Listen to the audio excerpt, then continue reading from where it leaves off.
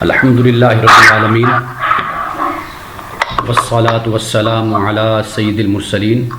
وعلی آلہ واصحابہ اجمعین اما بعد فاعوذ باللہ من الشیطان الرجیم بسم اللہ الرحمن الرحیم۔ آج ہمارا درس سورۃ العصر کے حوالے سے ہے۔ سورۃ العصر مکی صورت ہے اور 3 آیات ہیں اس صورت کی، اور اگر ہم ترتیب نزولی یعنی جسے ہم کرونولوجیکل آرڈر کہتے ہیں اس کے مطابق اگر ہم دیکھتے ہیں تو یہ سورت علم نشرح کے بعد نازل ہوئی ہے، یعنی سورت والضحیٰ، سورت علم نشرح اور پھر اس کے بعد سورت العصر۔ یہ ترتیب ہے، ترتیب نزولی اس کو ہم کہتے ہیں۔ ترتیب نزولی سے مراد یہ ہے کہ رسول اللہ صلی اللہ علیہ وآلہ وسلم پہ صورتوں کا نزول کس ترتیب سے ہوا، اور اس وقت قرآن مجید میں جو ترتیب ہے اس کو ترتیب توقیفی کہا جاتا ہے، یعنی اللہ سبحانہ وتعالیٰ کی ہدایت اور رہنمائی میں رسول اللہ نے آیات کو اور صورتوں کو ترتیب دیا۔ اس ترتیب میں جب ہم دیکھتے ہیں جسے توقیفی ترتیب کہتے ہیں، جب ہم اسے دیکھتے ہیں تو اس میں سورۃ العصر سورۃ التکاثر کے بعد ہے اور سورۃ الہمازہ سے پہلے ہے۔ سورۃ التکاثر الہاکم التکاثر سے شروع ہوتی ہے اور سورۃ الہمازہ ویل لکل ہمازۃ لمزہ اس سے شروع ہوتی ہے۔ ان دونوں صورتوں کے درمیان سورۃ العصر ہے۔ عصر کا ترجمہ اور معنی تو ہم زمانہ کرتے ہیں یا وقت کر دیتے ہیں، میں اس پہ بات بعد میں کروں گا، لیکن آپ یہ دیکھیے کہ اللہ سبحانہ وتعالیٰ نے سورۃ العصر 2 صورتوں کے درمیان رکھنے کا حکم دیا یا رکھی گئی، کہ اس سے پہلے جو صورت ہے وہ ہے تکاثر۔ تکاثر کا مطلب ہوتا ہے الہاکم التکاثر، کہ تمہیں غافل کر دیا کس نے؟ طلب مال کی مسابقت نے، یعنی مال کو جمع کرنے کا جو کمپٹیشن ہے، مقابلہ ہے، اس نے تمہیں غافل کر دیا۔ اب اس کے بعد اللہ سبحانہ وتعالیٰ نے سورۃ العصر کو رکھا، یعنی رسول اللہ صلی اللہ علیہ وسلم نے اس ترتیب کے مطابق سورۃ التکاثر کے بعد سورۃ العصر کو یہاں پر رکھا گیا۔ اب سورۃ العصر میں کیا ہے کہ قسم ہے زمانے کی، یا زمانے کی قسم، وقت کی قسم، عصر کی قسم، کہ بے شک انسان خسارے میں ہے۔ اب کون سے انسان خسارے میں ہے اس کا ذکر پہلی صورت میں کر دیا گیا اور پھر بعد میں آنے والی صورت میں بھی کر دیا گیا، یعنی وہ لوگ کہ جو طلب مال کی مسابقت میں اور مقابلے کی وجہ سے غافل ہو گئے۔ انہیں اس مسابقت نے، اس کمپٹیشن نے، اس مقابلے نے غافل کر دیا۔ یعنی ہم یوں کہہ سکتے ہیں کہ جو یہ ایک سٹیٹس کی دوڑ ہے معاشرے میں، ایک دوسرے سے آگے بڑھنے کا ایک جذبہ اور شوق ہے، اور ایک دوسرے سے آگے بڑھنے کا جو ایک مقابلہ ہے، اس نے انسان کو غافل کر دیا ہے۔ حتیٰ زرتم المقابر، یہاں تک کہ پھر تم قبروں میں پہنچ گئے۔ اب پہلے اس بات کو بیان کیا، سورۃ التکاثر کو لایا گیا، یہ بتایا گیا کہ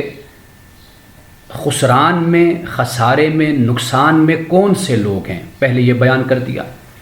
پھر اس صورت کے بعد فرمایا ویل لکل ہمازۃ لمزہ، ہلاکت ہے، کن کے لیے ہلاکت ہے؟ کہ جو طعنہ زنی کرنے والے ہیں اور جو اشاروں میں دوسرے کی توہین کرنے والے ہیں، لمزہ، اور جو عیب جوئی کرنے والے ہیں، تو فرمایا کہ ان کے لیے ہلاکت ہے۔ الذی جمع مالا وعددہ، کہ جو مال کو جمع کرتے ہیں اور پھر اس کو گن گن کے رکھتے ہیں۔ یحسب ان مالہ اخلدہ، یہ انسان گویا کہ یہ گمان کرتا ہے کہ اس کا مال اس کو ہمیشہ کی زندگی دے دے گا۔ اب آپ دیکھیے کہ سورۃ العصر کے بعد یہ صورت ہے اور سورۃ العصر سے پہلے وہ صورت ہے، اور سورۃ العصر درمیان میں ہے۔ یعنی اس سے جو میسج اور پیغام ہمیں ملتا ہے وہ یہ ہے کہ خسارے میں کون سے لوگ ہیں؟ وہ لوگ ہیں کہ جو پہلی صورت میں بیان ہوئے۔ خسارے میں کون لوگ ہیں؟ وہ لوگ ہیں کہ جو بعد میں جن کا ذکر ہوا، یعنی اخلاقیات میں زوال اور معاشیات میں زوال، معیشت میں اور اخلاق میں۔ یہ در حقیقت وہ زوال ہے جو انسان کو نقصان سے دوچار کرتا ہے، خسران سے دوچار کرتا ہے، خسارے سے دوچار کرتا ہے۔ تو سورۃ العصر کو درمیان میں رکھنے کی یہ حکمت ہے۔ اب یہ عصر کیا ہے؟ اب آپ یہاں پر ایک بات ہمارے ذہن میں آئے گی، میں چاہتا ہوں کہ میں اس اشکال کو دور کر دوں کہ ممکن ہے کہ میری بہن یا میرا کوئی بھائی کل مجھ سے یہ سوال کرے، پوچھے کہ جی ہم عام طور پر اچھا گھر لینا پسند کرتے ہیں، اچھے گھر میں رہنا پسند کرتے ہیں، اچھا لباس پہنتے ہیں، اچھے جوتے پہنتے ہیں، اچھی سواری رکھتے ہیں، تو کہیں یہ تکاثر میں تو نہیں ہے؟ قرآن مجید جو بات بیان کرتا ہے نا، وہ بات غیر واضح نہیں ہوتی، وہ بالکل واضح ہوتی ہے۔ اب یہاں پہ جب اللہ سبحانہ و تعالیٰ نے یہ فرمایا کہ طلب مال کی مسابقت نے تمہیں غافل کر دیا، یہ جو لفظ لہو ہم بولتے ہیں، لہو و لعب، اب یہ لہو کیا ہے؟ یعنی یہاں پر الہاکم التکاثر، یہ جو لفظ لہو ہے، اس سے مراد کیا ہوتا ہے؟ اس سے مراد وہ شغل ہے، یعنی وہ مصروفیت ہے کہ جس میں انسان کی دلچسپی اتنی زیادہ بڑھ جائے کہ وہ اس میں اتنا منہمک ہو جائے کہ ضروری کام پھر اس کے رہ جائیں۔ یعنی جو اعمال اور جو افعال اور جو ذمہ داریاں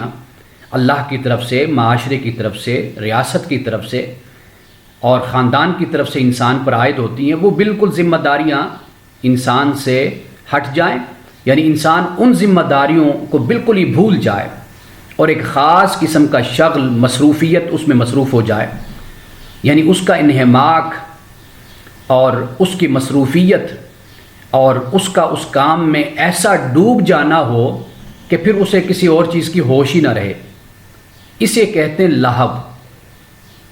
اللہ سبحانہ و تعالیٰ نے جب یہ فرمایا کہ تمہیں تکاثر نے غافل کر دیا، اس سے مراد یہ ہے کہ باقی ذمہ داریاں تم اپنی زندگی کی بھول گئے، دینی ذمہ داریاں بھول گئے، اللہ کے حقوق بھول گئے، بندوں کے حقوق بھول گئے، بس اسی دوڑ میں تم دن رات مصروف ہو گئے کہ بس کسی طرح میں دولت کو اکٹھا کر لوں اور جمع کر لوں۔ در حقیقت اس مینٹیلٹی کو، اس ایٹیٹیوڈ کو یہاں پر بیان کیا گیا ہے۔ یہ انسان کی فطرت ہے کہ وہ اچھا کھانا چاہتا ہے، اچھا پہننا چاہتا ہے، اچھے گھر میں رہنا چاہتا ہے، وہ اچھی سواری چاہتا ہے۔ یہ چیزیں اس میں شامل نہیں ہیں، اس میں شامل وہ خاص رویہ ہے اور خاص سوچ اور عادت ہے کہ جسے یہاں پر ایڈریس کیا گیا ہے۔ یعنی مثال کے طور پر آپ دیکھیے کہ ایک شخص ہے، صبح نکلتا ہے اپنے کاروبار کے لیے اور رات گئے تک اسے کوئی ہوش نہیں ہے کہ اس کی بیوی بچے ہیں، اس کے والدین ہیں، اس کے بہن بھائی ہیں۔ میں اکثر یہ بات کہا کرتا ہوں کہ زندگی کو مختلف خانوں میں تقسیم کیجیے اور ہر خانے میں رنگ بھریے۔ وہ مختلف خانے کیا ہیں؟ وہ والدین ہیں، وہ اولاد، بیوی اولاد ہے، وہ انسان کے دوست ہیں، وہ اللہ تعالیٰ کی عبادت ہے، اللہ کے دین کے لیے وقت نکالنا ہے، وہ کاروبار و تجارت ہے۔ یہ مختلف خانے ہیں، اپنی ذات ہے، ان تمام خانوں میں رنگ بھریے۔ اب ہوتا کیا ہے، ہمیں زندگی میں جو محرومیاں ملتی ہیں، ہم ساری زندگی انہی محرومیوں کو دور کرنے میں لگے رہتے ہیں، اور ہم یہ سمجھتے ہیں کہ ہم بڑے کامیاب انسان ہو جائیں گے کہ اگر ہم اپنی اس محرومی کا علاج کر لیں۔ یعنی اگر ایک انسان کے پاس دولت نہیں ہے، اگر اس کا وقت بچپن کا غربت اور مفلسی میں گزرا، اب وہ دن رات پیسہ کمانے میں اپنے آپ کو خرچ کر دے گا، لگا دے گا اپنے آپ کو، اس لیے کہ تاکہ میں زیادہ سے زیادہ اچھی چیزیں خرید سکوں۔ وہ اس کے بیک آف مائنڈ میں وہ محرومیاں موجود ہوتی ہیں، وہ انہی محرومیوں کا علاج کرتا رہتا ہے اور انہی محرومیوں کو دور کرنے کے لیے پھر انفیئر مینز کو بھی استعمال کرتا ہے۔ ایسے کاروباری اور تاجر لوگ دیکھے جو صبح سے نکلتے ہیں، انہیں کوئی ہوش نہیں ہوتی، گھر سے کال آتی ہے، فون آتا ہے، پوچھا جاتا ہے کچھ کھایا بھی ہے یا نہیں کھایا، انہیں یاد ہی نہیں ہوتا کہ کچھ کھانا پینا بھی ہوتا ہے۔ تو اللہ سبحانہ و تعالیٰ در حقیقت اس سوچ اور اس رویے کی بات کر رہا ہے کہ تم اس طرح مصروف اور مشغول ہو گئے، تمہیں نمازوں کا ہوش نہ رہا کہ بھئی تم نے نماز بھی 5 وقت کی نماز تم نے ادا کرنی ہے، اللہ کی بارگاہ میں حاضری دینی، تمہیں یہ بھی بھول گیا کہ تمہاری والدہ ہے، تمہارے والد ہیں، یہ بھی بھول گئے کہ گھر میں تمہارے بچے ہیں جو تمہارا انتظار کر رہے ہیں، ان کے ساتھ ڈنر کرو، ان کے ساتھ گھر میں ٹائم گزارو، ان کو وقت دو، ان کا بھی حق ہے۔ تو اس لیے میں یہ بات کہتا ہوں کہ زندگی کو ایک خانے میں نہ رکھیے، زندگی کو مختلف خانوں میں تقسیم کیجیے۔ اگر بیوی ہے تو خامند کے لیے وقت نکالنا چاہیے، ماں ہے تو بچوں کے لیے وقت نکالنا ہے، دوست ہے تو اپنے دوستوں کے لیے بھی وقت نکالنا ہے، طالب علم ہے، اسٹوڈنٹ ہے، تعلیم حاصل کرنا ہے تو اس کے لیے بھی وقت نکالنا ہے۔ تو اس طرح زندگی کو اگر انسان مختلف خانوں میں تقسیم کر کے چلے گا تو پھر انسان سکون اور اطمینان سے زندگی گزارتا ہے اور اللہ کی بارگاہ میں بھی حاضر ہوتا ہے۔ ورنہ کیا ہوتا ہے، اولاد ہاتھ سے نکل گئی، پریشانیاں نے گھیر لیا، بڑھاپا آ گیا سر پر، اب جس انداز سے اولاد کی تربیت کرنی چاہیے تھی، انہیں وقت دینا چاہیے تھا، وہ وقت نہ دیا، اور مال اور دولت اور آسائش اور سہولتیں تو ویسے بھی انسان کو غافل کر دیتی ہیں، اور جب اولاد کے پاس یہ آسائش اور سہولتیں آ گئی تو وہ والدین سے ویسے ہی بے پرواہ ہو گئے۔ یہ رویہ جو اولاد میں آیا، یہ والدین کا اپنا ماضی ہوتا ہے، اس کا عکس ہوتا ہے جو اولاد اختیار کرتی ہے۔ تو اس لیے قرآن پاک نے جب یہ بیان کیا ہے الہاکم التکاثر، تو اس سے ہرگز مطلب یہ نہیں ہے کہ انسان اچھا نہ کھائے، اچھا نہ پیے، اچھا نہ پہنے، اچھے گھر میں نہ رہے، اچھی گاڑی استعمال نہ کرے، یہ مراد نہیں ہے۔ یہ خاص مینٹیلٹی ہے، خاص رویہ ہے، یہ خاص ذہنیت ہے کہ جس کا ذکر اس مقام پر کیا گیا ہے۔ رسول اللہ صلی اللہ علیہ وسلم سے مروی آپ کا یہ قول اور یہ روایت ہے، حضرت عبداللہ ابن مسعود روایت کرتے ہیں، اور صحیح مسلم کتاب الایمان میں اس کو بیان کیا گیا ہے کہ آپ فرماتے ہیں کہ رسول اللہ نے فرمایا کہ جس شخص کے دل میں رائی کے برابر بھی تکبر ہوگا تو وہ جنت میں نہیں جائے گا۔ اب صحابہ میں سے ایک کھڑے ہوتے ہیں، عرض کرتے ہیں یا رسول اللہ، ہمیں تو شوق ہوتا ہے کہ ہم اچھا پہنیں اور اچھا جوتا استعمال کریں۔ تو رسول اللہ سے جب انہوں نے یہ پوچھا کہ یا رسول اللہ کہیں ایسا تو نہیں کہ یہ بھی اسی تکبر میں شمار ہو؟ فرمایا نہیں، تکبر میں دو چیزیں ہیں، ایک یہ ہے کہ حق کے خلاف کھڑے ہو جانا، حق کے مقابل، یعنی انا پرستی، پہلی بات یہ ہے، یعنی اندر سے گھنٹیاں بج رہی ہیں، معلوم ہو رہا ہے کہ یہ جو بات ہے یہ سچ ہے، لیکن اپنا بت، اپنی انا کا اور اپنی ذات کا اتنا بڑا ہے کہ قبول کرنے کے لیے حق کو اور سچ کو تیار نہیں ہوتا انسان، یعنی اپنا بت اتنا بڑا ہے، اپنی انا اتنی بڑی ہے، لوگ کیا کہیں گے، شرمندگی ہوتی ہے کہ میں ایک عالم ہوں، میرا ایک اثر رسوخ ہے، یا میں ایک سیاستدان ہوں، یا میں ایک مالدار ہوں، یا میرے معاشرے میں ایک میری عزت، ایک وقار ہے، اور میں مان لوں اپنی غلطی کو کہ میری بات غلط ہے یا درست نہیں ہے۔ ایک تو یہ بات ہوگی کہ حق کے مقابل کھڑا ہو جانا، اور رسول اللہ نے دوسری بات فرمائی کہ مخلوق خدا کو حقیر خیال کرنا، کمتر خیال کرنا، رسول اللہ نے فرمایا یہ تکبر ہے، ضروری نہیں ہے، یعنی اس کو تکبر میں شمار نہیں کیا جاتا۔ انسان کا اچھا لباس، اچھی سواری، اچھے جوتے، اچھا گھر، یہ تکبر میں شمار نہیں ہے، یعنی ہم یوں کہہ سکتے ہیں کہ یہ قلبی اور باطنی احساس کا نام ہے۔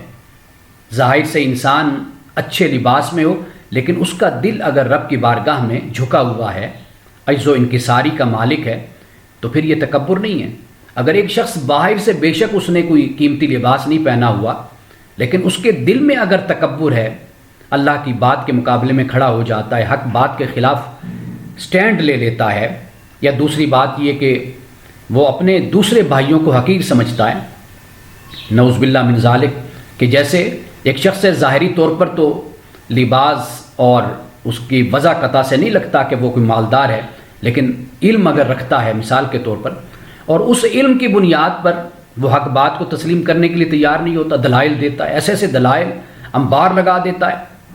کہ دوسرا انسان خاموشی اختیار کر جاتا ہے، یا پھر یہ ہے کہ وہ اپنے علم کی بنیاد پر دوسروں کو حقیر اور کمتر خیال کرتا ہے۔ اب آپ دیکھ لیجئے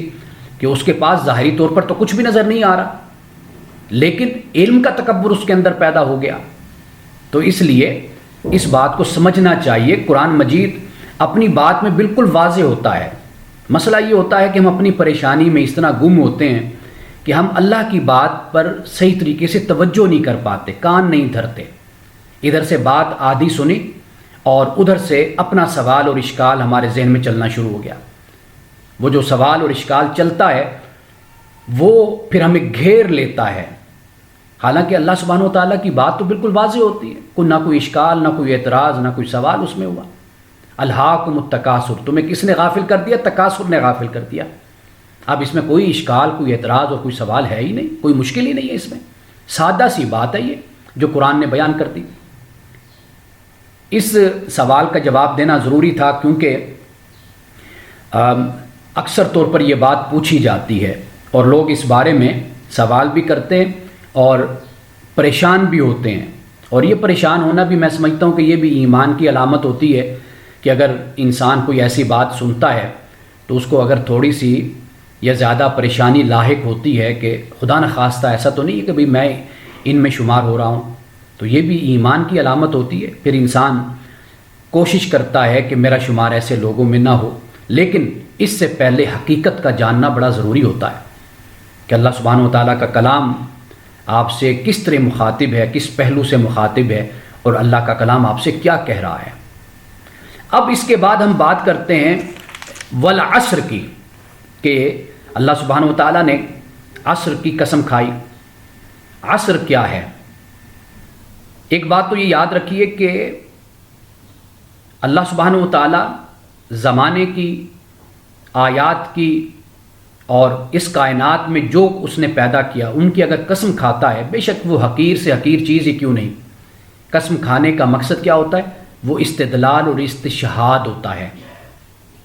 یعنی دلیل لینا اور ثبوت لینا، گواہی لینا، یہ مقصود ہوتا ہے۔ بے شک کوئی چیز کم سے کم تر اور کم ترین ہی کیوں نہیں ہے، اللہ سبحانہ و تعالیٰ اس کا ذکر اس لیے کرتا ہے، اس سے دلیل لیتا ہے۔ اور وہ دلیل کیا ہوتی ہے؟ اب آپ دیکھیے کہ یہاں پر کیا فرمایا، فرمایا زمانے کی قسم۔ اب عصر سے کیا مراد ہے؟ اس کا جو ورب بنتا ہے نا، فعل بنتا ہے، وہ بنتا ہے عصرہ، اور عصرہ کا جو مطلب ہوتا ہے، اس کا مطلب ہوتا ہے عصر یعنی نچوڑنا۔ اللہ سبحانہ و تعالیٰ نے جب زمانے کو، وقت کو جب عصر کہا تو اس سے اشارہ اس بات کی طرف ہو گیا کہ زمانہ نچڑتا چلا جاتا ہے، یعنی وقت کے ساتھ، یعنی وقت تیزی سے گزرتا چلا جا رہا ہے۔ جس طرح آپ کسی پھل کو نچوڑ لیتے ہیں، اس میں سے آپ اس کا جوس نکال لیتے ہیں، اب آپ نے انگوروں کو نچوڑ لیا، اب اس کے بعد انگور کیا بچے؟ وہ پھوک سا بچ گیا جو کسی کام کا بھی نہیں ہوتا۔ تو یہاں پر جب عصر زمانے کو کہا گیا، وقت کو کہا گیا، تو عصر کا مطلب ہوتا ہے نچوڑنا۔ تو اللہ سبحانہ و تعالیٰ نے اس بات کی طرف اشارہ کر دیا کہ اے انسان، اے غافل انسان، ذرا اس بات پہ غور تو کر کہ تیری گھڑی، تیرا وقت، تیرا لمحہ تو اس سے گزرتا چلا جا رہا ہے۔ قرآن مجید میں دہر کا لفظ بھی استعمال ہوا ہے، قرآن مجید میں عصر کا لفظ بھی استعمال ہوا،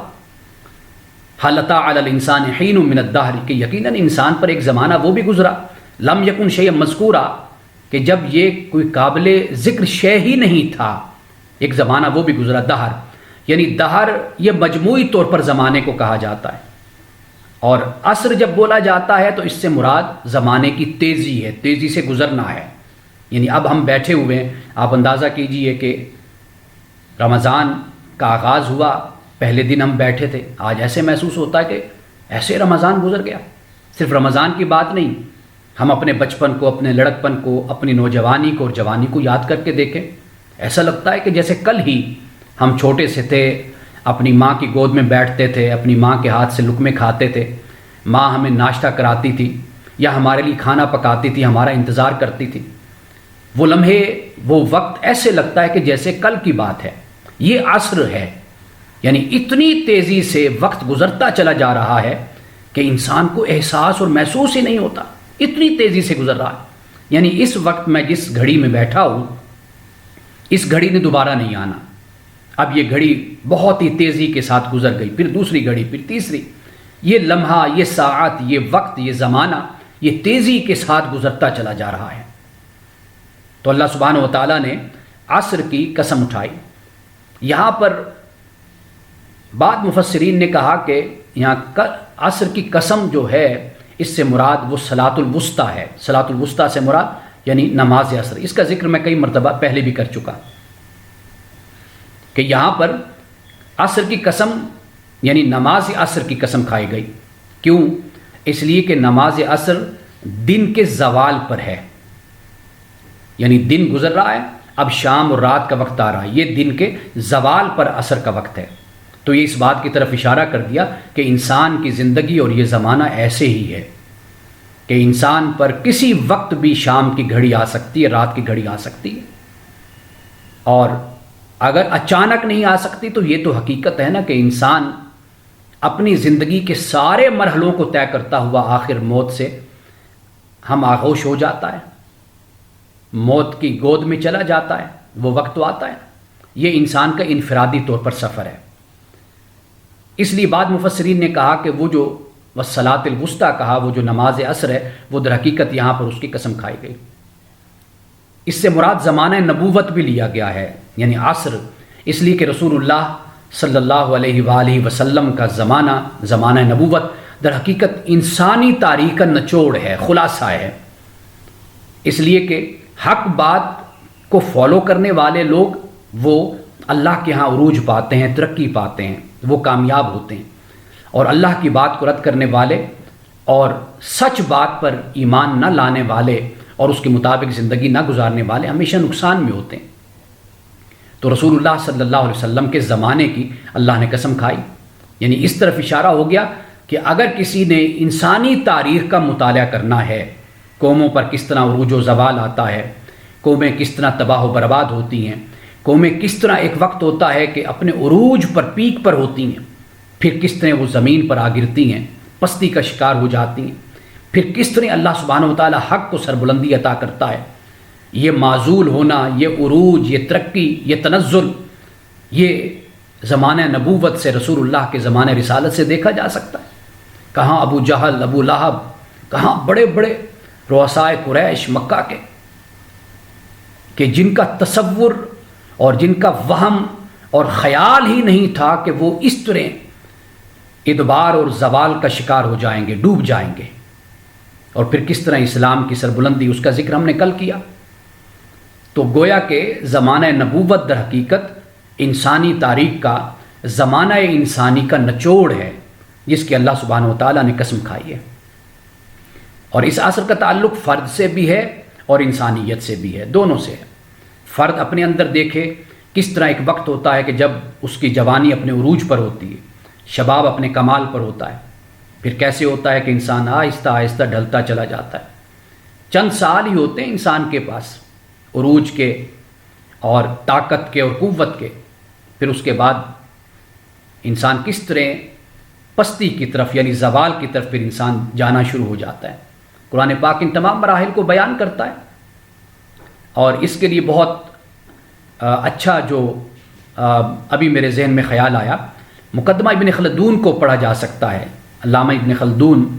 جنہیں ہم سوشل سائنٹسٹ کہہ سکتے ہیں، یعنی سماجیات کے ماہر اور سائنسدان، اگر ان کا مطالعہ کیا جائے تو انہوں نے بتایا کہ قومیں کس طرح زوال پذیر ہوتی ہیں، اور ایک خاص مدت ہے جو قوموں کو عروج نصیب ہوتا ہے، اس کے بعد پھر زوال شروع ہو جاتا ہے۔ تو یہی معاملہ ہے جسے قرآن پاک والعصر میں بیان کرتا ہے۔ تو یہ زوال اور یہ زمانہ تیزی سے گزرنا، یہ فرد کی زندگی میں بھی ہوتا ہے اور یہ انسانیت کی زندگی میں بھی ہے۔ اقوام کی تاریخ کو پڑھ کر دیکھ لیجئے، افراد کی تاریخ کو پڑھ کر دیکھ لیجئے، جماعتوں اور گروہوں کی تاریخ کو پڑھ کر دیکھ لیجئے کہ کس طرح عروج اور پھر اس کے بعد آہستہ آہستہ زوال آتا چلا گیا۔ قرآن پاک اسی کی طرف اشارہ کر رہا ہے۔ بڑی خوبصورت بات ہے جو امام رازی رحمۃ اللہ تعالی علیہ نے بیان کی ہے۔ وہ ایک بزرگ کا قول نقل کرتے ہیں، وہ کہتے ہیں کہ بزرگ فرماتے ہیں کہ میں اس دن والعصر ان الانسان لفی خسر کو سمجھ پایا کہ جب میں نے ایک برف بیچنے والے کو دیکھا کہ وہ لوگوں کو صدا دے رہا تھا اور کہہ رہا تھا کہ لوگوں رحم کرو اس شخص پر کہ جس کی زندگی کی پونجی پگھلتی چلی جا رہی ہے، والعصر ان الانسان لفی خسر، کہ رحم کرو اس شخص پر کہ جس کا سرمایہ گھلتا چلا جا رہا ہے، اس شخص پر رحم کرو۔ تو در حقیقت وہ بزرگ کہتے ہیں کہ میں نے والعصر ان الانسان لفی خسر، در حقیقت اس برف والے سے میں نے سیکھا کہ حقیقت یہی ہے، انسان کا سرمایہ حیات، سرمایہ زندگی، سرمایہ وقت، سرمایہ زمانہ، سرمایہ ساعت، سرمایہ گھڑی، یہ آہستہ آہستہ گھلتا اور پگھلتا چلا جا رہا ہے، اور انسان ہے کہ غافل ہے۔ اللہ پاک نے اس لیے پہلے سورۃ التکاثر کو بیان کیا، پھر اس کے بعد سورۃ الہمازہ کو رکھا، یعنی یہ بتایا کہ دیکھو یہ دونوں لوگ اخلاقی اور معاشی طور پر جو کرپٹ لوگ تھے اور ہوس ناکی کا شکار تھے، وہ نقصان والے لوگ ہیں۔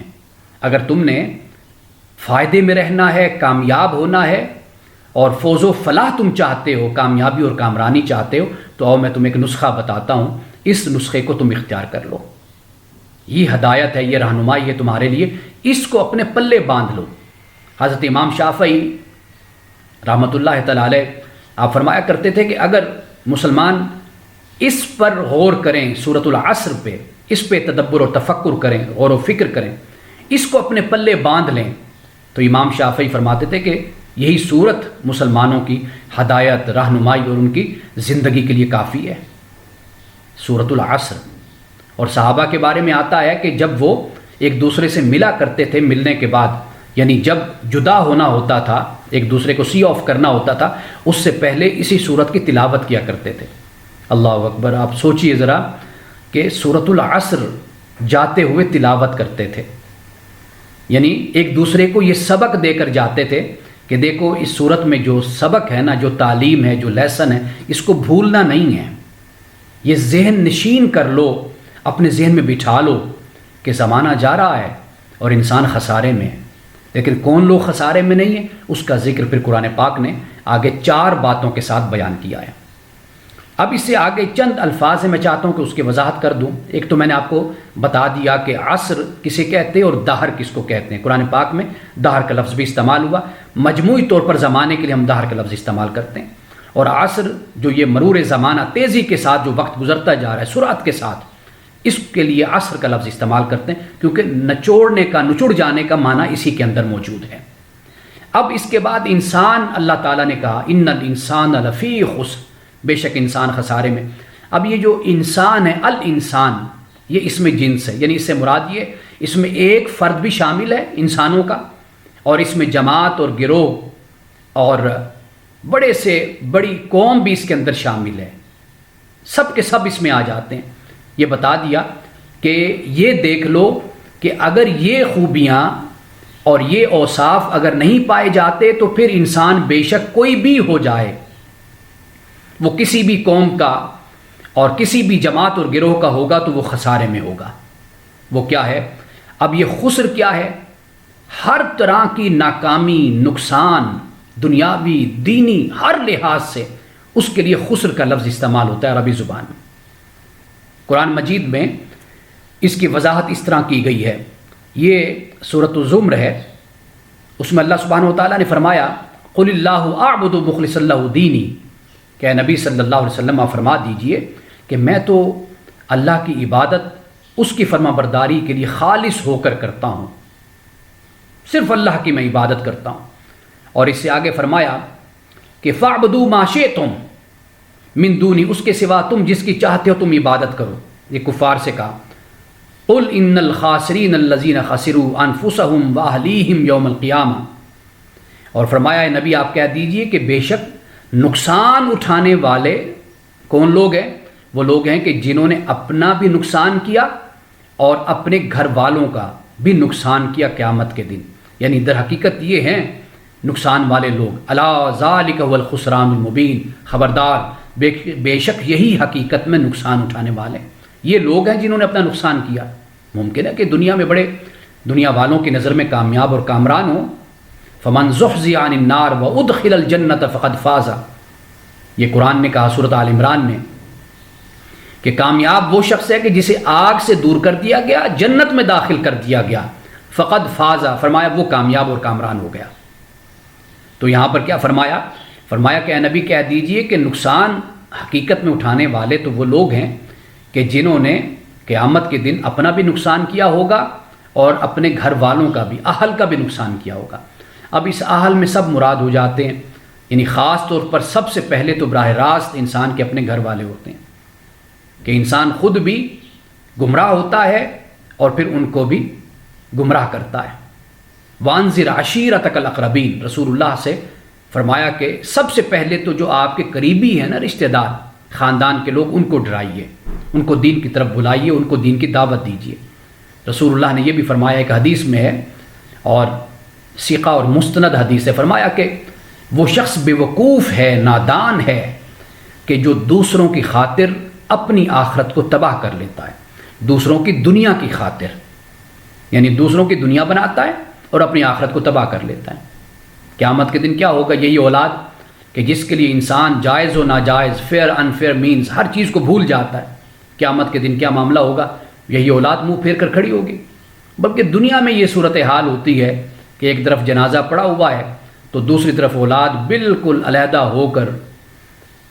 بیٹھی ہوئی ہے، پرواہ نہیں کہ باپ فوت ہو گیا یا ماں فوت ہو گئی، بس اس انتظار میں ہے کہ لوگ آئیں اور اٹھائیں اور لے جائیں اور جا کر اس کو دفن کر دیں۔ یہ رویہ ہوتا ہے اور ہم اپنی آنکھوں سے ان باتوں کا مشاہدہ کرتے ہیں۔ تو قرآن پاک تو یہ فرماتا ہے کہ نقصان حقیقت میں اٹھانے والے وہ لوگ ہوتے ہیں کہ جو اللہ کو چھوڑ دیتے ہیں۔ یعنی دو ہی باتیں ہیں نا، ایک تو ایمان ہے اور ایک تعلق باللہ ہے، یہ دو ہی باتیں ہیں، ایمان اور تعلق باللہ۔ ایمان لاؤ اللہ پہ، رسول پہ جو بیان کر دیا گیا، اور پھر اللہ کے تعلق میں اپنی زندگی کو بسر کر دو، اپنی زندگی کو گزار دو۔ تو یہ خسران کو بھی یہاں پر بیان کیا گیا۔ اب اس کے بعد کیا فرمایا؟ ان الانسان لفی خسر، بے شک انسان یقیناً خسارے میں ہے، الا الذین آمنوا، مگر وہ لوگ جو ایمان لائے، جو لوگ ایمان لائے۔ ایمان کیا ہے اس پر ہم کئی مرتبہ گفتگو کر چکے، لیکن یہاں پر میں سمپل اور سادہ آپ کو معنی بتا دیتا ہوں کہ ایمان کا مطلب ہے ماننا۔ جو دیکھ کر مانا جاتا ہے نا اس کو تصدیق کہتے ہیں، اور جو بن دیکھے مانا جاتا ہے نا، کسی کے کہنے پر کسی پہ اعتماد اور اعتبار کرتے ہوئے مانا جاتا ہے نا، اس کو ایمان کہتے ہیں۔ ہم مومن کیوں ہیں؟ اس لیے کہ ایک مخبر صادق نے، ایک سچے انسان نے، ایک خبر دینے والے نے، ایک سچے خبر دینے والے نے اور ایک امین خبر دینے والے نے، یعنی رسول اللہ صلی اللہ علیہ وسلم نے فرمایا میں اللہ کا نبی ہوں، اللہ کا رسول ہوں، اللہ نے مجھ پر وحی کی، اللہ واحد ہے، ایک ہے، آخرت کے بارے میں بتایا، تو ہم رسول اللہ کے کہنے پر، آپ کے فرمان پر ہم ایمان لے آئے۔ اور مانا کیسے؟ یعنی عقل سے ہی مانا، ہم نے سوچا، ہم نے سمجھا، ہم نے دیکھا، ہم نے آپ علیہ الصلوۃ والسلام کی زندگی کو دیکھا، آپ کے ماضی کو دیکھا، فقد لبثت فیکم عمرا من قبل افلا تعقلون، کہ میں نے اس سے پہلے کی زندگی تم میں گزاری ہے، کیا تمہیں عقل نہیں ہے؟ سوچتے نہیں ہو اس بات کو کہ میں نے جب 40 سال میں کبھی جھوٹ نہیں بولا، کبھی میں نے کس بیانی کا سہارا نہیں لیا، کبھی دھوکہ نہیں دیا، تم سب لوگ، میجورٹی سب لوگ، سب کے سب اس بات پر متفق ہیں کہ میں صادق اور امین ہوں۔ میرے اعلان نبوت سے پہلے تم اپنے فیصلے میرے پاس لے کر آتے تھے، تمہارے بڑے بڑے فیصلے میں نے کیے، تم مجھ پر ایمان، تم مجھے سچا مانتے تھے، اور میری زندگی میں تمہیں کبھی بھی کوئی ایسی بات نظر نہیں آئی کہ جو قابل اعتراض ہو۔ تو پھر آج میں یہ اعلان کر رہا ہوں کہ میں اللہ کا نبی اور رسول ہوں اور مجھ پر وحی اترتی ہے، تو ایمان لاؤ، مانو۔ تو یہ ہے اصل میں ایمان۔ باقی دیگر سفر پھر اس کے بعد کی باتیں ہیں جن کی طرف قرآن بھی ایک انسان کو، ایک مسلمان کو متوجہ کرتا ہے۔ علامہ اقبال رحمۃ اللہ تعالی علیہ کی یہ بات بڑی بیان کی جاتی ہے اور آپ سے منسوب ہے یہ بات کہ کسی نے آپ سے کہا کہ اللہ کی ذات پر دلیل دیجیے کہ اللہ ایک ہے یا اللہ کی ذات موجود ہے، کیونکہ علامہ اقبال کا تعارف تو یہی ہے نا کہ آپ فلسفی بھی تھے، شاعر بھی، فلسفی بھی، اور خود کو قرآن کا طالب علم بھی کہتے تھے آپ۔ واقعی آپ ایک بہت بڑے گزشتہ صدی کے ایک بہت بڑے اسکالر اور بہت بڑے انسان تھے آپ۔ جب ان سے یہ سوال کیا گیا کہ اللہ کی ذات پر کوئی دلیل دیجیے، آپ دیکھیے کہ کتنی سمجھداری کی بات انہوں نے کہی۔ انہوں نے فرمایا، یعنی ایمان کی یہی بات ہے، فرمایا کہ مجھے تو رسول اللہ نے کہا اللہ ہے، تو میں نے تو ان کے کہنے پر مانا اللہ ایک ہے، اللہ ہے، اللہ کی ذات موجود ہے، اللہ واحد ہے، میں نے تو رسول اللہ کے کہنے پر مانا ہے۔ یعنی کوئی دلیل ایسی نہیں دی، کیونکہ دلائل تو پھر دیے جاتے ہیں تو وہ تو رد ہوتے ہیں، پھر ان کا جواب دیا جاتا ہے۔ ہمارے ہاں علم الکلام وجود میں آیا، وہ اسی طرح وجود میں آیا نا کہ اعتراضات کیے گئے، پھر اس کا جواب دیا گیا، پھر دلائل دیے گئے، پھر وہ رد ہو گئے، پھر ان کا جواب دیا گیا۔ لیکن ایمان کیا ہے؟ ایمان یہ ہے کہ رسول اللہ نے فرمایا اللہ ہے، تو علامہ اقبال کہتے ہیں کہ بس میں نے تو رسول اللہ کے کہنے پر مانا، اس لیے کہ وہ مخبر صادق ہیں، وہ سچے انسان ہیں، اور ان کی زندگی خود اس بات کی گواہ ہے، وہ دلیل ہے، تو میں نے تو آپ کے فرمانے پر مانا ہے بس، یعنی میرا تو سارا ایمان اور ماننا رسول اللہ پر ہے۔ یہ ہے اصل میں ماننا۔ اب اعمال صالحہ کیا ہوتے ہیں؟ الا الذین آمنوا وعملوا الصالحات۔ اب جب ایمان لے آئے تو اعمال صالحہ اللہ تعالیٰ کے احکام قرار پائے۔ رسول اللہ نے جس کو اچھا فرما دیا وہ اچھا ہے، اور جسے رسول اللہ نے منع کر دیا اور کہا کہ اللہ نے کہا کہ یہ حرام ہے تو وہ حرام ہو گیا، ممنوع ہو گیا، بات ہی ختم ہو گئی۔ تو اب اعمال صالحہ کی تعریف کیا ہوئی؟ اعمال صالحہ کی تعریف یہ ہوئی اللہ کے دین نے جسے کہا کہ یہ اچھا ہے، یہ صالح ہے، یہ مثبت ہے، یہ خوبصورت ہے، یہ جمیل ہے، یہ انسانیت کے لیے فائدہ مند ہے، وہ صالح ہو گیا، اور جو منفی ہے، ممنوع ہے، حرام ہے، وہ صالح کے خلاف ہو گیا، وہ فاسد ہو گیا۔ یہ تعریف اب ہو گئی۔ تو الا الذین آمنوا وعملوا الصالحات، مگر وہ لوگ کہ جو ایمان لائے، وعملوا الصالحات، اور انہوں نے اچھے کام کیے۔ اب اس کے بعد کیا فرمایا؟ اب اس کے بعد فرمایا وتواصوا بالحق وتواصوا بالصبر، کہ اب ایمان لائے اور اچھے کام کیے، اب اور کیا کرتے ہیں؟ یہ تو ہو گیا نا انسان کا ذاتی عمل کہ آپ ایمان لائے اور اپنی ذات سے آپ نے معاشرے کو اچھا دیا۔ اب اس سے اگلا مرحلہ کیا ہوتا ہے؟ وہ ہے وتواصوا بالحق، ایک دوسرے کو حق کی نصیحت کرتے ہیں، وصیت کرتے ہیں، تاکید کرتے ہیں۔ اب یہ حق سے کیا مراد ہے؟ حق سے مراد اللہ بھی ہے، حق سے مراد قرآن مجید بھی ہے، حق اور باطل کی ضد، حق باطل کی ضد بھی ہے، اور حق سے مراد یعنی ایک اس معنی میں یہ حق استعمال ہوتا ہے کہ صحیح اور سچی بات۔ اب اس کا تعلق عقیدے کے ساتھ بھی ہو سکتا ہے، اور اس کا تعلق معاملات دنیوی سے بھی ہو سکتا ہے، دنیا کے معاملات کے ساتھ بھی انسان کا تعلق ہو سکتا ہے۔ تو یہ دونوں چیزیں قرآن پاک نے یہاں پر بیان کی ہیں، یعنی اللہ نے جب حق کی بات کی تو سچ بات کی طرف قرآن پاک نے اشارہ کر دیا کہ سچ بات جو عدل اور انصاف کے مطابق ہوتی ہے، ایک تو وہ حق ہو گئی، اور دوسری بات کیا ہے؟ حق سے مراد یہ ہے کہ اللہ کے حقوق اور بندوں کے حقوق جو انسان پر لازم اور انسان پر ضروری ہوتے ہیں۔ یہ دو باتیں ہیں کہ حق سے ہم یہ مراد لے سکتے ہیں۔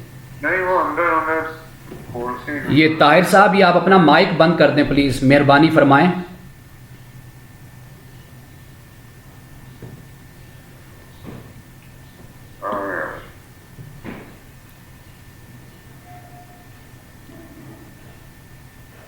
حق سے دو معنی مراد ہو گئے، ایک میں نے بتا دیا آپ کو کہ حق سے مراد یہ ہے کہ صحیح اور سچی بات، صحیح اور سچی بات، اور دوسری بات جو میں نے بیان کی یہاں پر وہ یہ بیان کی کہ مخلوق اللہ کا حق اور مخلوق کا حق، یہ دو حق ہیں۔ تو مومن کیا کرتے ہیں؟ وہ ایک دوسرے کو حق کی نصیحت کرتے ہیں، یعنی سچی بات کی بھی نصیحت کرتے ہیں، اور پھر اس کے ساتھ جو حقوق ہیں، حقوق اللہ اور حقوق العباد، اس کی بھی نصیحت کرتے ہیں۔ یہ ہے وتواصوا بالحق، حق کے ساتھ نصیحت کرنا، حق کے ساتھ وصیت کرنا۔ اب اس کے بعد وتواصوا بالصبر، اور صبر کی بھی ایک دوسرے کو نصیحت کرتے ہیں، ایک دوسرے کو وصیت کرتے ہیں، ایک دوسرے کو تاکید کرتے ہیں۔ اب پہلے اللہ تعالیٰ نے فرمایا کہ مگر وہ لوگ جو ایمان لائے اور اعمال صالح کیے، اچھے کام کیے۔ اب ایمان لائے، اب ایمان اس کا تعلق ہو گیا حق کے ساتھ، یعنی ایمان لائے، خود ایمان لائے اور دوسروں کو بھی تلقین کی، دوسروں کو بھی ایمان لانے کی نصیحت کی، ایمان پر پختگی کی نصیحت کی۔ اور دوسری بات جو فرمائی وعملوا الصالحات، اس کا تعلق پھر بن گیا وتواصوا بالصبر کے ساتھ، یعنی اچھے کام کیے، خود صرف اچھے کام نہیں کیے بلکہ دوسروں کو بھی اچھے کام کرنے کی تلقین کی۔ واضح بات ہے کہ صبر کی تلقین کیوں کی جاتی ہے؟ رسول اللہ صلی اللہ علیہ وسلم کی ایک حدیث ہے کہ جس میں رسول اللہ نے صبر کو 3 حصوں میں 3 قسموں میں بیان کیا۔ پہلے آپ نے فرمایا کہ صبر فی المعصیت ہوتا ہے، یعنی صبر عن المعصیت ہوتا ہے کہ گناہ سے روکنا اپنے آپ کو، ایک تو یہ صبر ہے۔ دوسرا فرمایا کہ صبر علی الطاعت ہوتا ہے، طاعت پر صبر اختیار کرنا، پختگی کے ساتھ طاعت پر ڈٹ جانا۔ اور تیسرا فرمایا کہ صبر فی المصیبت ہوتا ہے، مصیبت میں صبر کرنا۔ اب مومن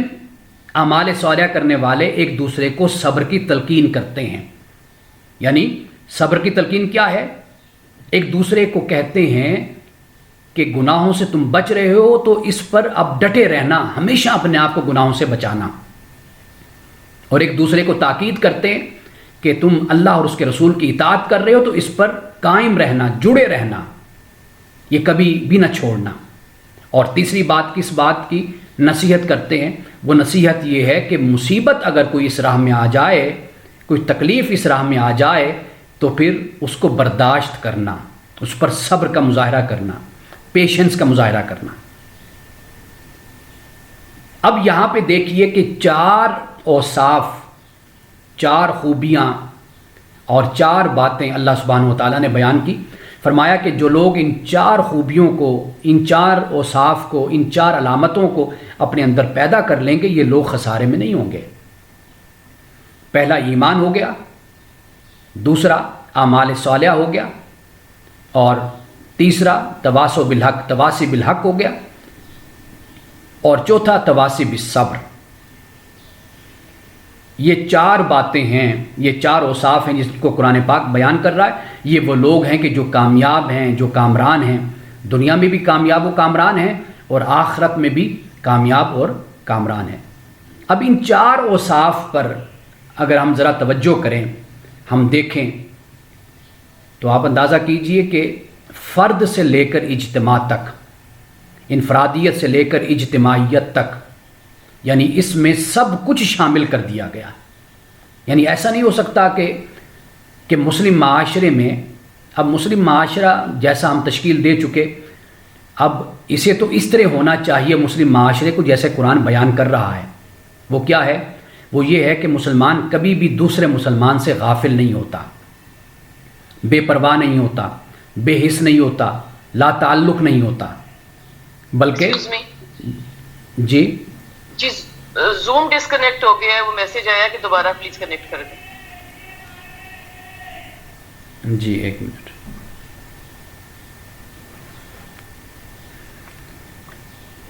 یہ اصل میں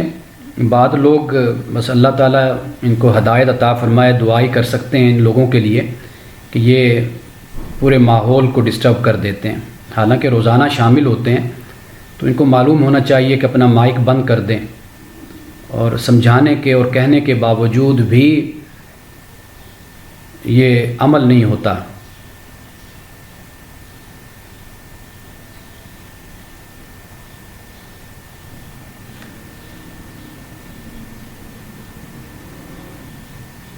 جی مجھے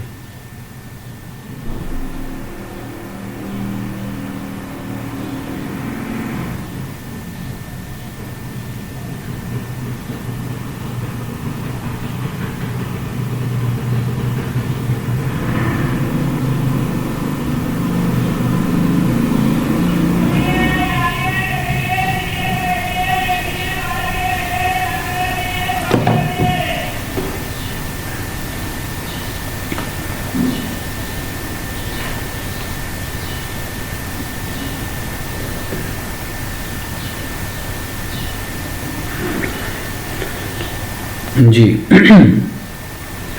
میں یہ بیان کر رہا تھا، اب ہم اپنی گفتگو کے اختتام کی طرف ہم بڑھ رہے ہیں۔ میں یہ گزارش کر رہا تھا کہ مسلم معاشرے کو ایسا ہونا چاہیے۔ سب سے پہلی بات یہ کہ مسلمان کی ذمہ داری ہے کہ وہ ایمان لائے، اعمال صالحہ بجا لائے، پھر اس کے بعد یہ ذمہ داری بنتی ہے کہ وہ ایک دوسرے کو حق کی نصیحت کریں، ایک دوسرے کو صبر کی تلقین کریں۔ یعنی ایمان اور عمل صالح کے بعد پھر تعلیم اس بات کی ہے کہ حق کے ساتھ چمٹ جاؤ، حق کے ساتھ لپٹ جاؤ، حق کے ساتھ منسلک ہو جاؤ، اور اپنے ساتھ موجود لوگ جو آپ لوگوں سے منسلک لوگ ہیں ایک مسلمان کے ساتھ، پھر یہ ذمہ داری بن جاتی ہے کہ ان لوگوں کو بھی حق کی طرف بلایا جائے، ان کو بھی صبر کی تلقین کی جائے۔ یہ یوں کہہ لیجئے کہ سورۃ العصر کا خلاصہ ہے، اس کی تعلیم ہے کہ ایمان اور عمل صالح، اس کے بعد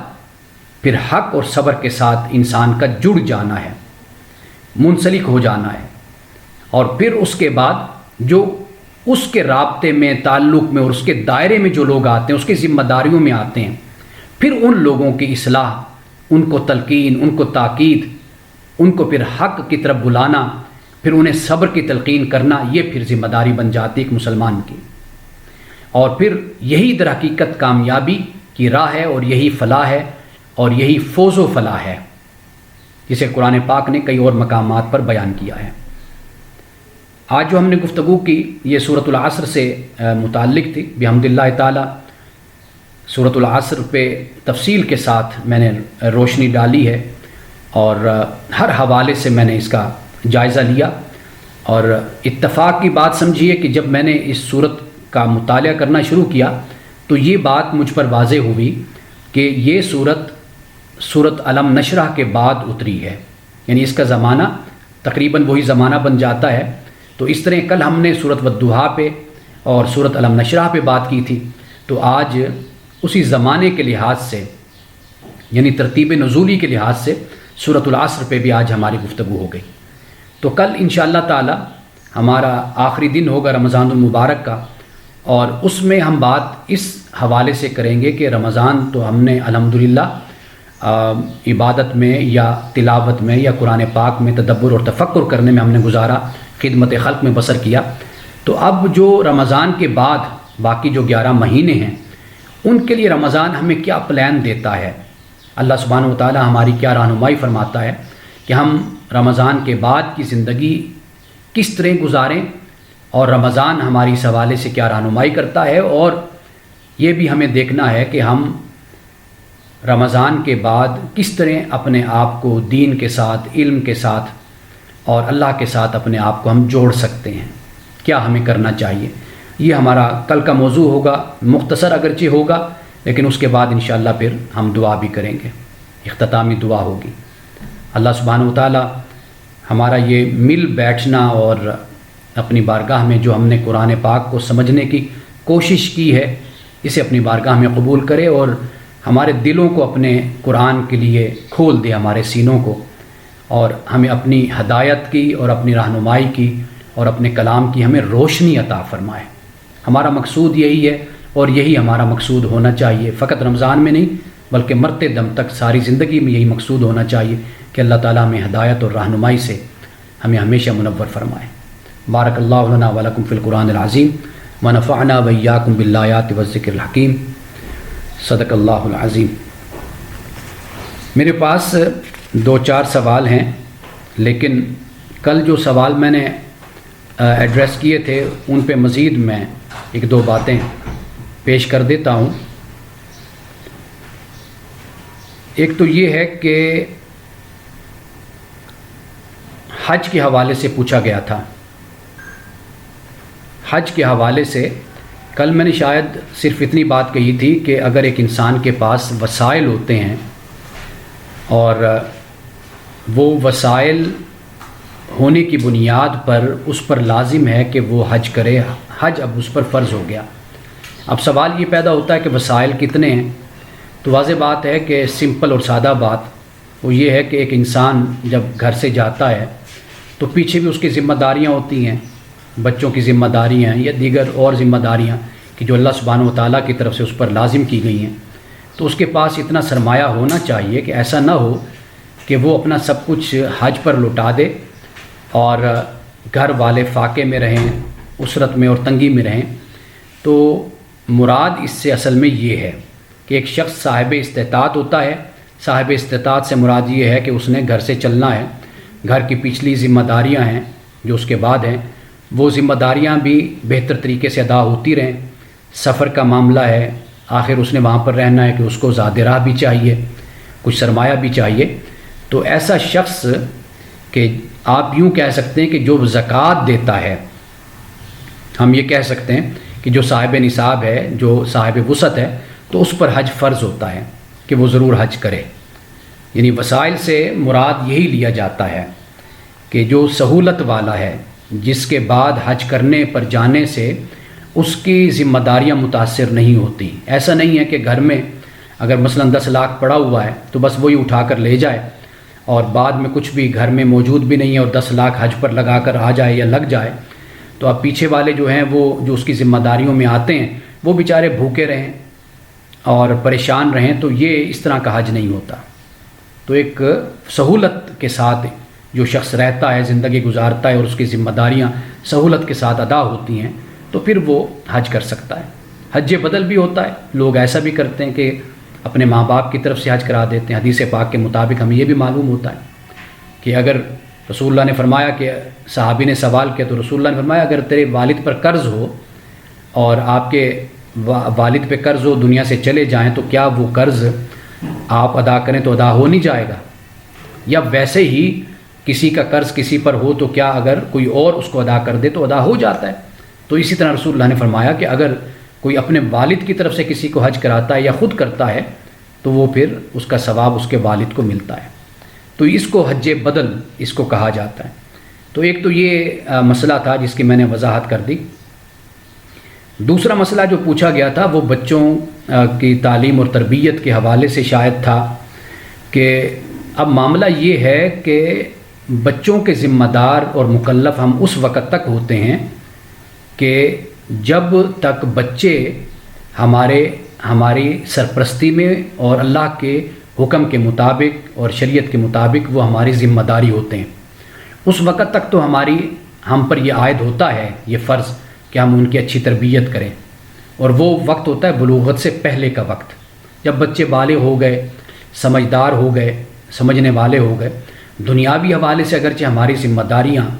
ابھی باقی بھی رہتی ہیں، وہ ہم دیکھتے ہیں اپنے ماحول اور حالات کے مطابق، لیکن دینی حوالے سے پھر ہماری ذمہ داری صرف اتنی ہوتی ہے کہ ہم ان کی رہنمائی کرتے رہیں، ان کو بتاتے رہیں، لیکن اب ان کو ہم کوئی حکماً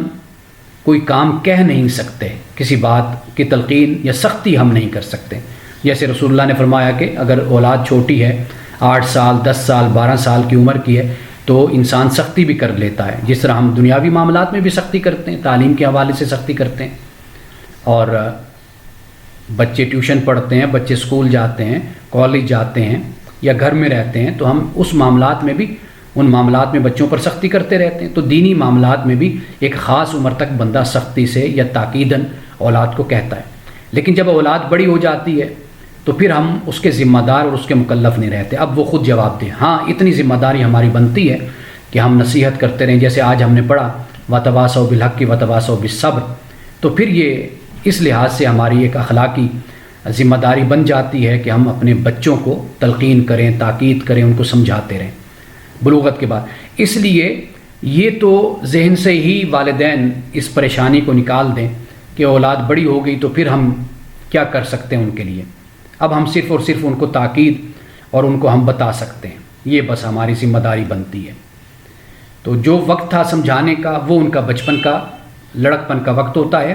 اس وقت اگر ہم نے سمجھایا ہے اور ان کو کوشش کی ہے کہ ہم اپنے لائف سٹائل سے ان کو دین کے بارے میں بتائیں، یعنی لائف سٹائل ہمارا یہی ہونا چاہیے کہ نماز ہم پڑھیں، اولاد کو پتہ چلے کہ والدین نماز پڑھ رہے ہیں، اولاد کو پتہ چلے قرآن سیکھتے ہیں، قرآن پڑھتے ہیں، قرآن سمجھتے ہیں، اولاد کو پتہ چلے کہ والدین حلال و حرام کا فرق کرتے ہیں۔ یہ تو چلتا پھرتا اسلام جب گھر میں نظر آتا ہے پھر بچے ڈھلتے ہیں، اور اگر نہیں بھی ڈھلتے لیکن کم از کم اس کے اثرات بہت اچھے مرتب ہوتے ہیں، لاشعور میں یہ چیزیں بچوں کے محفوظ ہوتی ہیں۔ جب بچے بڑے ہوتے ہیں یا ان کی شادیاں ہوتی ہیں یا ایک خاص عمر تک پہنچتے ہیں، ان کو پھر یہ باتیں یاد ہوتی ہیں، یاد آتی ہیں کہ ہمارے والدین ایسے کیا کرتے تھے اپنی جوانی میں۔ تو بہرحال والدین کی ذمہ داری یہ بنتی ہے کہ وہ اپنے کردار، اپنے اسوہ اور اپنے اخلاق اور اپنی سیرت کو اولاد کے سامنے پیش کرتے رہیں، ایک عمر تک سختی اور ایک عمر کے بعد پھر تاکید یا نصیحت کا معاملہ چلتا رہتا ہے۔ اب یہ تیسرا سوال کہ دنیا سے کٹ جانے کے حوالے سے، یہ شاید میں نے کل اس پر بات کی یا نہیں کی، اس کے بارے میں صرف اتنی بات میں عرض کروں گا کہ اگر آپ نے اپنی جوانی اچھے انداز میں گزاری، اپنی گھریلو ذمہ داریوں کو بہتر طریقے سے ادا کیا، تو آپ یقین کیجئے آپ کو اس کا اجر اللہ کے ہاں ضرور ملے گا۔ ایک بات تو یہ ہے، اور دوسری بات یہ ہے کہ دنیا سے کٹ جانے کا کوئی تصور اسلام میں نہیں ہوتا۔ یہ بھی ذہن سے ہمیں نکال دینا چاہیے۔ ہم سمجھتے ہیں کہ شاید ہم صوفی بن جائیں، تارک الدنیا ہو جائیں، زاہد بن جائیں تو شاید بڑا اجر ملے گا۔ ممکن ہے کہ اس پر پکڑ ہو، اس لیے کہ وہ لوگ اپنے گھر والوں کو چھوڑ کر تبلیغ پر نکل جاتے ہیں نا، وہ یہ سمجھتے ہیں کہ ہم بڑی تبلیغ کر رہے ہیں، تو لیکن اللہ کے ہاں وہ جواب دہ ہوں گے اگر ان کے بعد ذمہ داریوں میں کہیں پر بھی ان سے کمی بیشی ہوئی تو وہ اللہ کی بارگاہ میں جواب دہ ہوں گے۔ اللہ یہ پوچھے گا کہ تم پر یہ لازم اور یہ فرض تھا، نماز تو تم محلے کی مسجد میں بھی جا کر پڑھ سکتے تھے، لیکن تم نماز کے لیے لوگوں کو تبلیغ کرنے کے لیے تم اپنی بنیادی ذمہ داریوں کو چھوڑ کر چلے گئے۔ تو اس لیے بنیادی ذمہ داریوں کو ادا کرنا یہ بھی دین ہی کا حصہ ہے۔ اس لیے دین کے لیے ہرگز یہ نہ سمجھیے کہ کوئی انہونا کام کرنا پڑے گا تو پھر ہی ہم دین پر عمل پیرا ہوں گے۔ دین تو یہی ہے جو میں اکثر آپ کو کہتا ہوں کہ رسول اللہ نے جو فرمایا، در حقیقت یہ وہی آواز ہے جو ہمارے اندر کی آواز ہے۔ رسول اللہ نے جو فرمایا آپ اپنے اندر جھانک کر دیکھ لیجئے، قرآن کی آواز کو آپ محسوس کریں گے، آپ کے اندر سے ہی آواز اٹھتی ہے قرآن کی آواز۔ تو اس لیے دین کو کچھ ایسا نہ سمجھیے کہ آپ ایک خاص حلیہ، خاص شکل، خاص رویے اختیار کریں گے تو پھر ہی آپ دیندار بنیں گے۔ یہ مذہبی تصورات ہیں اور مذہبی انداز زندگی ہم نے بنا لیا ظاہری، اس کا دین سے کوئی تعلق نہیں بنتا۔ دین آپ کے باطن سے ہے، پھر باطن سے ہی آپ کا ظاہر بدلتا ہے۔ انسان میں جو انکساری پیدا ہوتی ہے، انسان کا رویہ بدلتا ہے، اخلاق بدلتا ہے، کردار بدلتا ہے، اصل تو یہ چیزیں ہیں۔ تو وہ جو آسان سی باتیں نا، ہم وہ بڑی جلدی، چونکہ وہ شارٹ کٹ ہوتا ہے، ہمیں شارٹ کٹ بتایا گیا ہے بھئی یہ کر لو بس یہ ہو جائے گا، تو ہم شارٹ کٹ کے پیچھے زیادہ بھاگتے ہیں، اور ایسی ویڈیوز اور ایسے وظیفے اور ایسی چیزیں ہم بہت زیادہ دیکھتے ہیں اور بہت زیادہ ہم ان کو شوق سے لائک بھی بڑا کرتے ہیں ہم ان کو۔ لیکن جو ذرا لانگ ٹرم پالیسی بتاتا ہے نا، لمبا راستہ بتاتا ہے، اس کو تو نہ ہم سنتے ہیں نہ وہ ہم سے برداشت ہوتا ہے کہ یار یہ کیا اتنے لمبے کام کرو اور پھر جا کر کچھ ملتا ہے۔ تو میں نے پہلے بھی عرض کیا، انبیاء علیہ السلام نے کیا کچھ کیا، کتنی محنتیں کی۔ رسول اللہ کی حیات مبارکہ سامنے 23 سال، تو کیا رسول اللہ کے نبی پیغمبر، کیا اللہ تعالیٰ ان کو ایسے وظائف یا کوئی ایسے طریقے نہیں بتا سکتا تھا کہ جس سے بڑی بڑی فضیلتیں اور خود بخود گھر بیٹھے جنت مل جائے، ساری سہولتیں حاصل ہو جائیں؟ تو ایسا نہیں ہے۔ دین یہی چلتا پھرتا آپ کا معاشرہ، آپ کا گھر، خاندان، جو اللہ نے آپ پہ ذمہ داریاں ڈال دی ان کو اچھے طریقے سے ادا کرتے رہیں، یہی دین ہے۔ ان سے کنارہ کشی اختیار کرنا، علیحدہ ہو جانا، یہ طریقہ درست نہیں ہے۔ ہاں خاص عمر ہوتی ہے جب انسان جیسے نانا نانی بن جاتے ہیں، دادا دادی بن جاتے ہیں، پھر انسان کا کاروبار بچوں کے سپرد ہو گیا، بہوؤں کے سپرد گھر کے معاملات ہو جاتے ہیں، پھر وہ وقت ہوتا ہے انسان کے پاس سہولت کا، وہ وقت پھر انسان کو مثبت طریقے سے گزارنا چاہیے، چاہے مرد ہو چاہے عورت ہو۔ مثبت طریقہ پھر یہی ہوتا ہے، نماز کی طرف راغب ہو جاتا ہے انسان، اچھی مجلسوں میں بیٹھتا ہے، اچھی محفلوں میں بیٹھتا ہے، پھر یہ طریقہ اختیار کر لیں، بجائے اس کے کہ ساس ہے تو بہو پہ نظر رکھے، تنقید کرے، تنقید کرے، ہر وقت پیچھے پڑی رہے، یا سسر ہے یا باپ ہے تو وہ ہمیشہ اپنے بیٹوں پہ تنقید کر رہا ہے اور اپنے ماضی کے قصے سنا رہا ہے، میں تو یوں کیا کرتا تھا تم یوں کر رہے ہو۔ تو اس کے بجائے اچھا ہے کہ پھر مثبت کاموں میں انسان مصروف ہو اور علم کی محفلوں میں بیٹھے، قرآن سیکھے، سکھائے، سمجھے، سمجھائے، ایسی جگہوں پہ جائے، تو پھر انسان اپنے آپ کو مثبت طریقے سے مصروف کر لے۔ یہ ایک مرحلہ ضرور آتا ہے انسان کی زندگی میں کہ وقت کے ساتھ ساتھ انسان دنیاوی مصروفیات خود بخود ختم ہوتی چلی جاتی ہیں، آٹومیٹکلی ختم ہوتی چلی جاتی ہیں، کیونکہ دوسری نسل آ جاتی ہے نا، پھر ان کے سپرد معاملات ہو جاتے ہیں۔ اور اسی طرح ایک آخری سوال تھا سورۃ النساء کے حوالے سے، 51 آیت ہے یہ، اس میں فرمایا الم تر الی الذین اوتوا نصیبا من الکتاب یؤمنون بالجبت، کیا نہیں دیکھا تو نے ان کی طرف کہ جنہیں کتاب سے حصہ دیا گیا، کتاب سے حصہ دیا گیا، پھر وہ ایمان لاتے ہیں جبت پر۔ جبت کا مطلب ہوتا ہے غیر حقیقی باتیں، ایسے کوئی فعال ہے، فعال نکالتے ہیں، جادوگری ہے جی، کوئی توہمات ہیں، نعوذ باللہ من ذالک۔ میں نے تو ایسے لوگ بھی دیکھیں قرآن سے فعال نکال رہے ہوتے ہیں۔ آپ دیکھیے کتنے افسوس کی بات ہے کہ قرآن پاک کیا، یعنی یہ فعال کے لیے قرآن نازل ہوا، لوگ طوطوں سے فعال نکلوا رہے ہوتے ہیں۔ تو یہ سب کچھ غیر حقیقی چیزیں، ان کا کوئی وجود نہیں ہے۔ تو فرمایا کہ جن کو کتاب دی گئی نا یہ یہود و نصارہ، یہ کیا کرتے ہیں؟ یہ جبت پر اور والطاغوت اور طاغوت پر ایمان لاتے ہیں۔ طاغوت کیا ہے؟ اللہ کے کلام اور دین کے علاوہ جتنے بھی اندھیرے ہیں نا یہ سب کے سب طاغوت ہیں، تاریکیاں ہی تاریکیاں ہیں، وہ طاغوت ہیں۔ وَيَقُولُونَ لِلَّذِينَ كَفَرُوا هَؤُلَاءِ أَهْدَىٰ مِنَ الَّذِينَ آمَنُوا سَبِيلًا، اور یہ کہتے ہیں کہ جن لوگوں نے کفر کیا ہے نا، کافر لوگ، یہ تو ان مسلمانوں سے زیادہ ہدایت پر ہیں۔ اب یہ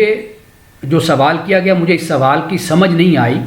صحیح طریقے سے، لیکن میں نے اس آیت کا ایک بیک گراؤنڈ اور اس کا ایک نزول میں نے آپ کے سامنے رکھ دیا،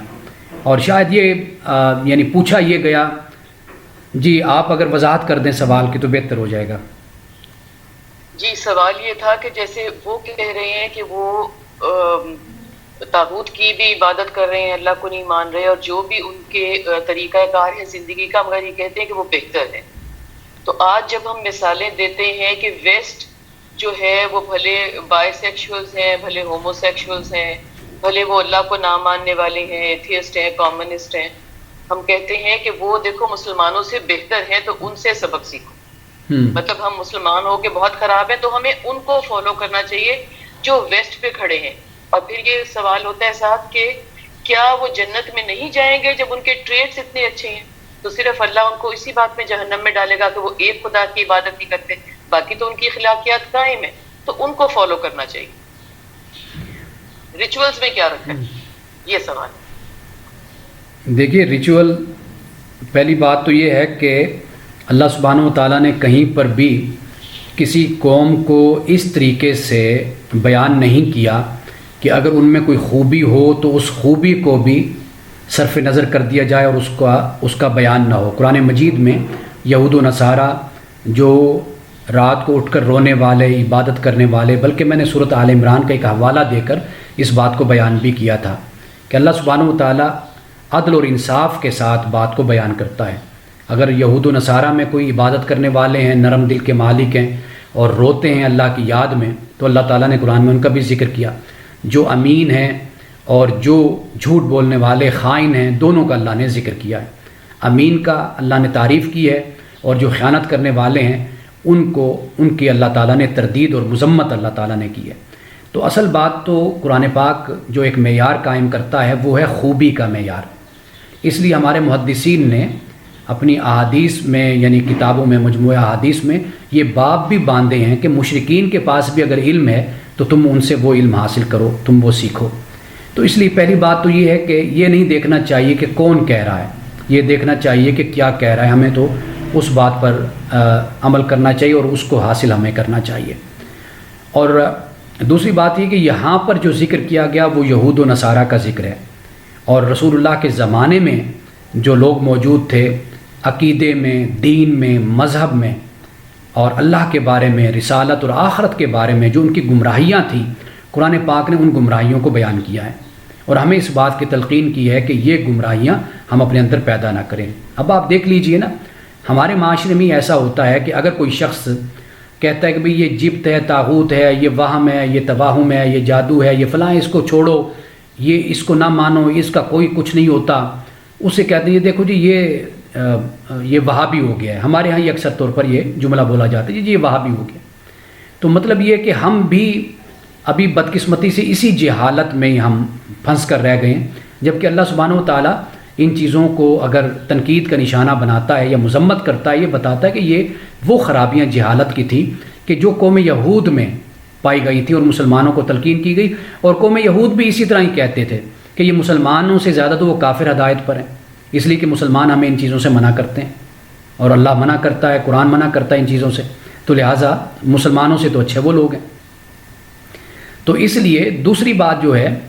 ہمیں ایک تو یورپ کو جو بری بات ہے وہ بری بات ہے، آپ نے جن برائیوں کی طرف اشارہ کیا، واضح بات ہے کہ ہمیں قرآن ان سے بچنے کی تلقین کرتا ہے، اور یہ حرام ہے، ممنوع ہے، لیکن اگر ان میں خوبیاں ہیں تو ان خوبیوں کو اختیار کرنا اور ان سے سبق لینا، اس میں اسلام اسی بات کی تلقین کرتا ہے۔ جہاں پر اچھائی ہے، الحکمت ضالۃ المومن، کہ گمشدہ حکمت مومن کی گمشدہ چیز ہے، اور مومن حقدار ہے کہ زیادہ کہ وہ اس کو حاصل کرے۔ دوسری بات کی طرف جو آپ نے اشارہ کیا، تو دیکھیے میں اس پہ کئی دفعہ یہ گزارش کر چکا ہوں کہ جہاں پر بھی قوم یہود نے جنت اور جہنم کا فیصلہ کرنے کا دعویٰ کیا کہ ہم جنتی ہیں فلاں جہنمی ہیں، اللہ تعالیٰ نے سختی کے ساتھ ان کو منع کیا، اور جہاں سختی سے منع کیا وہ سارے مقامات پڑھ کر دیکھ لیجئے، اس سے معلوم یہ ہوتا ہے کہ اللہ سبحانہ و تعالیٰ یہ حق کسی اور کو نہیں دیتا، کسی مسلمان اور مومن کو، کہ وہ بیٹھ کر فیصلہ کرے کہ جی فلاں جنتی ہے فلاں جہنمی ہے۔ یہ اللہ تعالیٰ کے ہاتھ میں ہے۔ ہاں ہمیں اس بات کی تلقین ہے کہ ہم، اللہ سبحانہ و تعالیٰ نے ہمیں ہدایت عطا فرمائی، قرآن دیا، رسول اللہ کی سیرت ہمیں عطا کی، ہم پر یہ لازم ہے کہ ہم ان کے مطابق زندگی گزاریں، اطاعت اور بندگی میں گزاریں، مسلم بن کر رہیں، اور ہم اللہ کی بارگاہ میں سرخرو ہو کر جائیں اور ہم جنت کے حقدار بنیں، بجائے اس کے کہ ہم اس بحث میں الجھیں۔ قوم یہود نسلی برتری کا شکار تھی کہ جی ہم چونکہ یہود ہیں لہٰذا ہمارا جنت پر حق ہے، اور ہم میں جو نہیں ہے وہ لہٰذا جہنم میں جائے گا۔ اللہ تعالیٰ نے سختی کے ساتھ اس کی مذمت فرمائی ہے۔ تو اس لیے ہم مسلمانوں کو بھی اس سوچ سے باہر آنا چاہیے، یہ اللہ کا اختیار ہے، یہ اللہ کے پاس ہے۔ ہم نہیں جانتے کہ کل کیا معاملہ ہوگا، اس سے بڑھ کر اور کیا بات ہو کہ مجھے نہیں پتہ، آپ کو نہیں پتہ کہ ہمارا انجام کیا ہوگا۔ تو ہمیں اپنی فکر کرنی چاہیے، باقی جنت اور جہنم کا معاملہ وہ اللہ سبحانہ و تعالیٰ کے ہاتھ میں ہے۔ السلام علیکم ورحمۃ اللہ وبرکاتہ۔